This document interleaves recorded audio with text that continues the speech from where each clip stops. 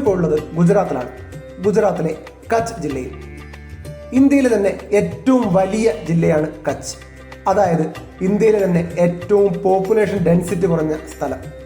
കച്ച് ജില്ലയിൽ നമുക്ക് അറിയാവുന്ന ഒരു പ്രധാനപ്പെട്ട സ്ഥലം ഭുജാണ്. ഭുജിനടുത്തുള്ള ഗ്രേറ്റ് റാൻ ഓഫ് കച്ച് കാണാൻ വേണ്ടിയാണ് നമ്മളിപ്പോൾ പോയിക്കൊണ്ടിരിക്കുന്നത്. ഭുജിൽ നിന്ന് ഏകദേശം 80 കിലോമീറ്റർ ദൂരെയാണ് Great Rann of Kutch. Rann of Kutch എന്ന് വെച്ച് കഴിഞ്ഞാൽ റാൻ എന്ന് വെച്ചാൽ മരുഭൂമിയാണ്. കച്ചിലെ മരുഭൂമി മറ്റു മരുഭൂമികൾ പോലെയല്ല നമ്മളിപ്പോൾ കാണാൻ പോകുന്ന മരുഭൂമി. ഇത് ഒരു ഉപ്പ് മരുഭൂമിയാണ്. അതെ, ഇവിടെ മണലിന് പകരം ഉപ്പാണ്. ഈ മരുഭൂമി വർഷത്തിൽ 6 മാസം മാത്രമേ കാണാൻ പറ്റുകയുള്ളൂ. കാരണം മൺസൂൺ കാലത്ത് വെള്ളം നിറയുന്ന ഒരു തടാകത്തിലാണ് വേനൽക്കാലമാകുമ്പോൾ ഈ മരുഭൂമി ഫോം ചെയ്യുന്നത്. താർ മരുഭൂമിയുടെ തെക്കേ അറ്റം എന്ന് വേണമെങ്കിൽ നമുക്കിതിനെ പറയാം. മുമ്പ് ആരോരും അറിയാതെ കിടന്നിരുന്ന റാൻ ഓഫ് കച്ച് ഫേമസ് ആകുന്നത് 2006 റാൻ ഉത്സവ് എന്ന പേരിൽ കച്ച് ഫെസ്റ്റിവൽ ആഘോഷിക്കാൻ തുടങ്ങുന്നതോടെയാണ്.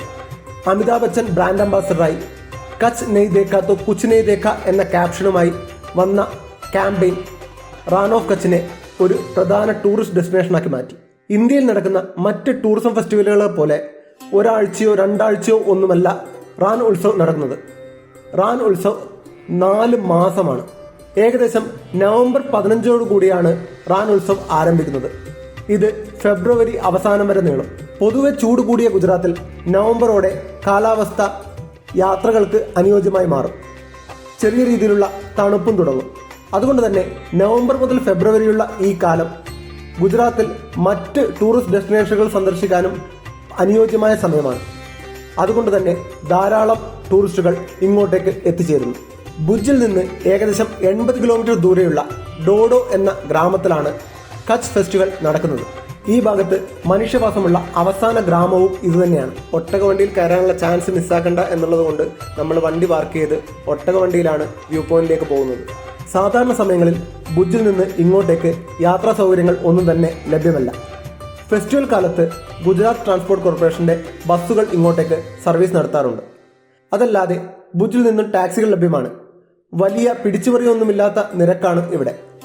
ഒരു ദിവസം മുഴുവൻ റാനും പരിസര പ്രദേശങ്ങളും കറങ്ങുന്നതിന് 2500 രൂപ മുതൽ ടാക്സികൾ ലഭ്യമാണ്. നല്ല റോഡായതിനാലും വളവോ തിരിവോ ഇല്ലാത്തതിനാലും ട്രാഫിക് കുറവായതിനാലും സ്വന്തം വാഹനങ്ങളിൽ വരുന്നവരും കുറവല്ല. വ്യൂ പോയിന്റിലേക്കുള്ള വഴിയുടെ ഇരുവശത്തുമായി നിരവധി അഡ്വഞ്ചർ ആക്ടിവിറ്റികൾ സെറ്റപ്പ് ചെയ്തിട്ടുണ്ട്. അതിൽ പ്രധാനപ്പെട്ടത് പാരാഗ്ലൈഡിങ്ങും പാരാസെയിലിങ്ങുമാണ്. ഹോട്ട് എയർ ബലൂണും ഇവിടെ അവൈലബിൾ ആണ്.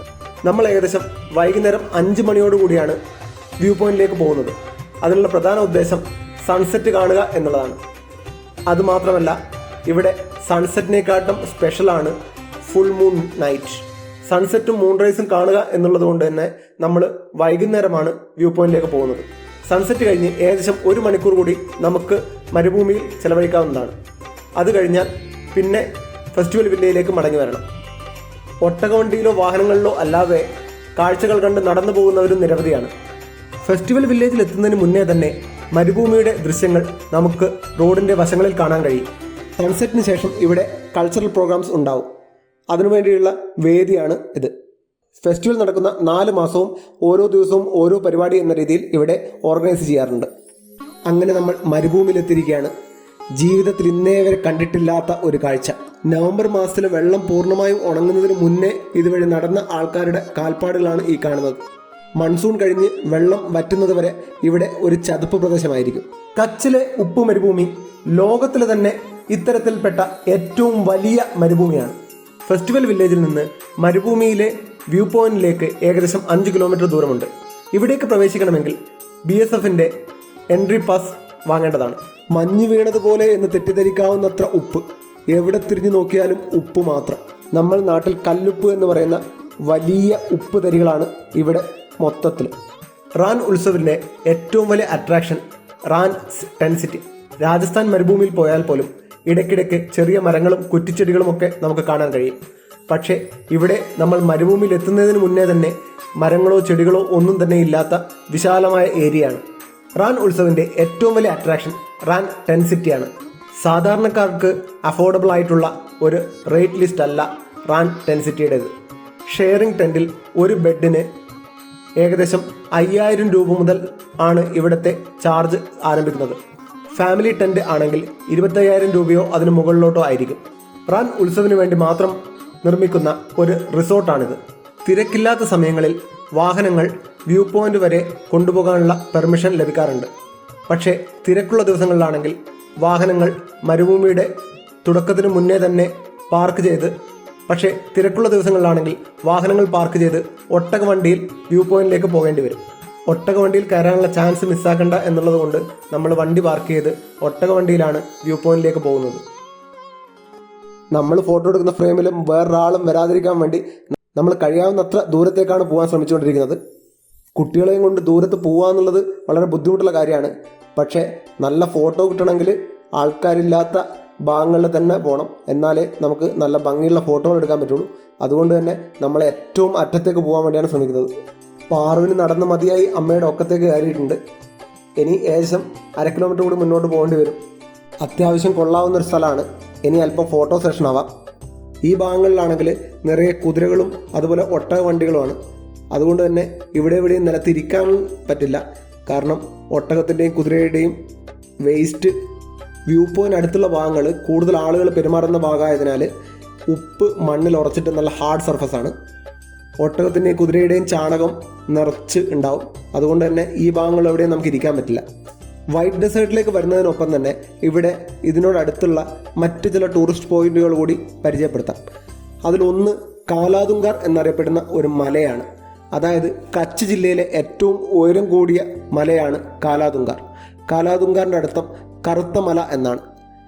ഇവിടെ മാഗ്നറ്റിക് ഇല്യൂഷൻ ഫീൽ ചെയ്യുന്ന ഒരു സ്ഥലം കൂടിയുണ്ട്. അതായത് ലേയിലൊക്കെ ഉള്ളതുപോലെ വാഹനങ്ങൾ മലയിലേക്ക് സ്വയം കയറിപ്പോകുന്നതും വെള്ളം മുകളിലേക്ക് ഒഴുകുന്നതുമൊക്കെ ആയുള്ള കാഴ്ചകൾ കാണാൻ പറ്റിയ ഒരു സ്ഥലം. ഇതിൻ്റെ ഒരു വീഡിയോ ഓൾറെഡി ഞാൻ ചെയ്തിട്ടുണ്ട്, ലിങ്ക് മുകളിൽ കൊടുക്കാം. പിന്നെയുള്ളത് ഇന്ത്യ ബ്രിഡ്ജ് എന്നറിയപ്പെടുന്ന ഒരു പാലമാണ്. ഇന്ത്യ ബ്രിഡ്ജ് എന്ന് വെച്ചാൽ പാകിസ്ഥാൻ ബോർഡറിലേക്കുള്ള വഴിയാണ്. ഇന്ത്യ ബ്രിഡ്ജ് വരെ മാത്രമേ സിവിലിയൻസിന് പ്രവേശനമുള്ളൂ. അത് കഴിഞ്ഞ് കഴിഞ്ഞാൽ മിലിറ്ററി പേഴ്സണലുകൾക്ക് മാത്രമാണ് മുന്നോട്ട് പോകാനുള്ള പെർമിഷൻ ഉള്ളത്. ഈ ഇന്ത്യ ബ്രിഡ്ജിന് സമീപമായിട്ട് ഒരു വൈൽഡ് ലൈഫ് സാങ്ച്വറി ഉണ്ട്. ആ വൈൽഡ് ലൈഫ് സാങ്ച്വറിയുടെ പ്രത്യേകത എന്ന് വെച്ചാൽ അവിടെ കാട്ട് കഴുതകളാണ് ഉള്ളത്. കാട്ട് കഴുതകളെ സംരക്ഷിക്കുന്ന ഒരു വൈൽഡ് ലൈഫ് സാങ്ച്വറിയാണ് ഇന്ത്യ ബ്രിഡ്ജിന് സമീപമുള്ളത്. ഭുജിലെ BSF ഹെഡ്ക്വാർട്ടേഴ്സിൽ നിന്ന് പെർമിഷൻ വാങ്ങിക്കഴിഞ്ഞാൽ ഇന്ത്യ ബ്രിഡ്ജ് ക്രോസ് ചെയ്യാനുള്ള പെർമിഷൻ കിട്ടാറുണ്ട്. പിന്നെയുള്ളത് കച്ചിൽ നിന്ന് 80 കിലോമീറ്റർ അകലെ കിടക്കുന്ന ഡോളവിര എന്ന് പറയുന്ന ഹാരപ്പൻ സിവിലൈസേഷൻ്റെ സിറ്റിയാണ്. ഹാരപ്പൻ സിവിലൈസേഷൻ്റെ ഏറ്റവും വലിയ സിറ്റികളിലൊന്നാണ് ഡോളവിര. അവിടെ 5000 വർഷം പഴക്കമുള്ള ഒരു സിവിലൈസേഷൻ്റെ ശേഷിപ്പുകൾ അവിടെ സംരക്ഷിക്കപ്പെട്ടിട്ടുണ്ട്. കച്ചിൽ നിന്ന് ഡോളവിരയിലേക്കുള്ള 80 കിലോമീറ്റർ ഒരു സ്ട്രെയിറ്റ് റോഡാണ്. ആ റോഡിൻ്റെ പേരാണ് റോഡ് ടു ഹെവൻ. ഈ road to heaven Rann of കച്ചിനെ മുറിച്ച് കടന്നുകൊണ്ടാണ് ഡോളവിരയിലേക്ക് പോകുന്നത്. അതായത് 80 കിലോമീറ്റർ ദൂരവും റോഡിൻ്റെ ഇരുവശവും നമുക്ക് വൈറ്റ് ഡെസേർട്ട് കാണാൻ പറ്റും. ഡോളവിരയുടെ ഡീറ്റെയിൽസ് ഉള്ള ഒരു വീഡിയോ നമ്മൾ ഓൾറെഡി ചെയ്തിട്ടുണ്ട്. അതിൻ്റെ ലിങ്കും മുകളിൽ കൊടുത്തിട്ടുണ്ട്, താല്പര്യമുള്ളവർ കാണാം. സൂര്യൻ ഏകദേശം അസ്തമിക്കാനായി കഴിഞ്ഞ് നമുക്ക് അതിനു മുന്നേ വ്യൂ പോയിന്റിൽ നിന്നുള്ള കാഴ്ചകളൊന്ന് കാണാം. വ്യൂ പോയിന്റിന് മുകളിലേക്കൊന്ന് പോയി നോക്കാം. ഇവിടെ ഏകദേശം 5 നില കെട്ടിടത്തിൻ്റെ ഉയരം വരുന്ന ഒരു വ്യൂ പോയിന്റ് സെറ്റ് ചെയ്തിട്ടുണ്ട്. കാരണം നമുക്ക് മരുഭൂമിയിൽ താഴെ നിന്ന് നോക്കുകയാണെങ്കിൽ കാണാൻ പറ്റുന്ന ദൂരത്തിന് പരിധിയുണ്ട്. അതുകൊണ്ട് തന്നെ നല്ല ഉയരത്തിൽ നിന്നാലാണ് ഇവിടുത്തെ കാഴ്ചകൾ ഏറ്റവും മനോഹരമായിട്ട് ആസ്വദിക്കാൻ പറ്റുക. അതുകൊണ്ട് തന്നെ വരുന്ന ടൂറിസ്റ്റുകൾക്ക് എല്ലാവർക്കും വലിയ ബുദ്ധിമുട്ടില്ലാതെ 2 വശങ്ങളിൽ നിന്നും കയറാൻ പറ്റുന്ന രീതിയിലാണ് ഇതിൻ്റെ സ്റ്റെപ്പുകൾ ക്രമീകരിച്ചിരിക്കുന്നത്. ഏകദേശം 5 നില കെട്ടിടത്തിൻ്റെ ഉയരമുണ്ട് ഈ വ്യൂ പോയിന്റിന്. ലാൻഡിങ്ങിൽ നിന്ന് ഫോട്ടോ എടുക്കുന്ന ആൾക്കാർ ഒരു ബുദ്ധിമുട്ടാണ്. പക്ഷേ ആൾക്കാരുടെ എക്സൈറ്റ്മെൻറ്റിനെ നമുക്കൊരിക്കലും തടയാൻ പറ്റില്ലല്ലോ. അത്രയും എക്സൈറ്റഡാണ് ആൾക്കാർ. ഈ കാഴ്ച കണ്ട ഒരു ഫോട്ടോ എടുക്കാൻ നിൽക്കാതെ എന്ത് ചെയ്യാൻ പറ്റും?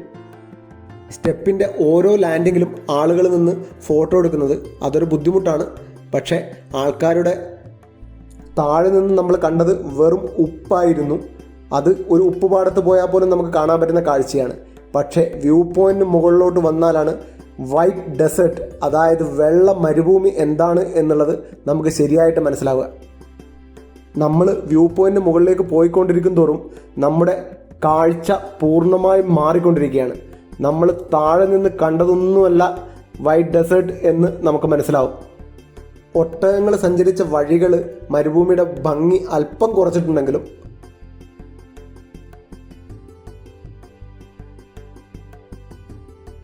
ഇതിനോട് കമ്പയർ ചെയ്യാൻ പറ്റുന്ന ഒരു കാഴ്ച ഇന്ത്യയിൽ വേറെ ഇല്ല.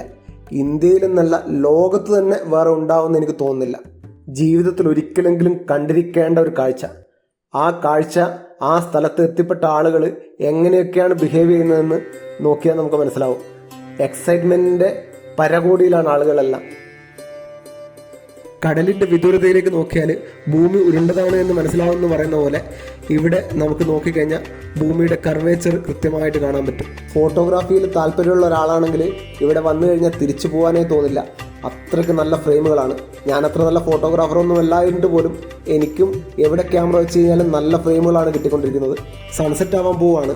എല്ലാവരും നല്ല ഫോട്ടോ എടുക്കാൻ പറ്റിയ സ്ഥലങ്ങൾ നോക്കി തങ്ങളുടെ സീറ്റ് ഉറപ്പിക്കുകയാണ്. സൺസെറ്റിന് ഇനി ഏതാനും നിമിഷങ്ങൾ മാത്രമേ ഉള്ളൂ. എല്ലാവരും പടിഞ്ഞാറോട്ട് നോക്കി നിൽപ്പാണ്. അത്യാവശ്യം നല്ല ആകാശമുള്ള ഒരു ദിവസമായതിനാൽ സൂര്യാസ്തമയം ഏറ്റവും ഭംഗിയിൽ തന്നെ നമുക്ക് കാണാൻ പറ്റി. സൂര്യാസ്തമയം കഴിഞ്ഞതോടെ ഇരുട്ടാകുമെന്ന് പ്രതീക്ഷിച്ച നമുക്ക് തെറ്റി. സൂര്യാസ്തമയം കഴിഞ്ഞതോടെ നമ്മുടെ മരുഭൂമി കൂടുതൽ തിളക്കമുള്ള വെള്ള കളറിലേക്ക് മാറുകയാണ്.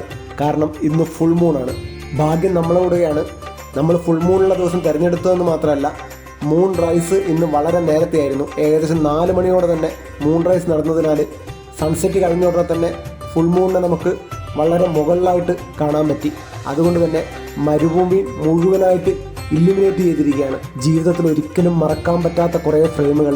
ക്യാമറ എങ്ങോട്ട് തിരിച്ചാലും ഭംഗിയുള്ള ചിത്രങ്ങൾ തന്നെ കിട്ടിക്കൊണ്ടിരിക്കുന്നു. പൂർണ്ണചന്ദ്രൻ്റെ നിലാവ് എന്നൊക്കെ പറഞ്ഞു കേട്ടിട്ട് മാത്രമേ ഉള്ളൂ എങ്കിൽ ഇത് കാണണം. കാരണം ആ നിലാവ് ഉപ്പിൽ തട്ടിയിട്ട് ഈ മരുഭൂമി മുഴുവൻ നല്ല വെളിച്ചം വിതറുകയാണ്. സൺസെറ്റിന് ശേഷം 1 മണിക്കൂർ കൂടി മാത്രമേ നമുക്ക് ഡെസേർട്ടിൽ ചിലവഴിക്കാനുള്ള പെർമിഷൻ ഉള്ളൂ. അത് കഴിഞ്ഞാൽ നമുക്ക് തിരിച്ചു പോകണം. തിരിച്ച് നമ്മൾ ഫെസ്റ്റിവൽ വില്ലയിലേക്ക് തന്നെയാണ് വന്നത്. ഫെസ്റ്റിവൽ വില്ലയിനടുത്ത് കൾച്ചറൽ പ്രോഗ്രാമിനായിട്ടൊരു വേദിയുണ്ട്. അത് 4 മാസവും തുടർച്ചയായിട്ട് പ്രവർത്തിക്കുന്ന ഒരു വേദിയാണ്. അവിടെ സൺസെറ്റിന് ശേഷം കൾച്ചറൽ പരിപാടികൾ ആരംഭിക്കും. ഇന്ന് ഗുജറാത്തി ട്രഡീഷണൽ ഡാൻസായ ഗർബയാണ് ഇന്ന് ഇവിടെ നടക്കുന്നത്. താല്പര്യമുള്ളവർക്കെല്ലാം ഈ ഡാൻസിൽ പങ്കെടുത്ത് ഡാൻസ് ചെയ്യാവുന്നതാണ്. നമ്മൾ തൽക്കാലം പുറത്തുനിന്ന് ആസ്വദിക്കുകയാണ്. ഡാൻസ് ചെയ്യാനുള്ള സ്റ്റാമിന ബാക്കിയില്ല എന്ന് തന്നെ പറയാം. ഗർബ എന്ന് പറഞ്ഞു കഴിഞ്ഞാൽ നവരാത്രി പൂജയുടെ സമയത്ത് ചെയ്യുന്ന ഒരു ഡാൻസാണ്.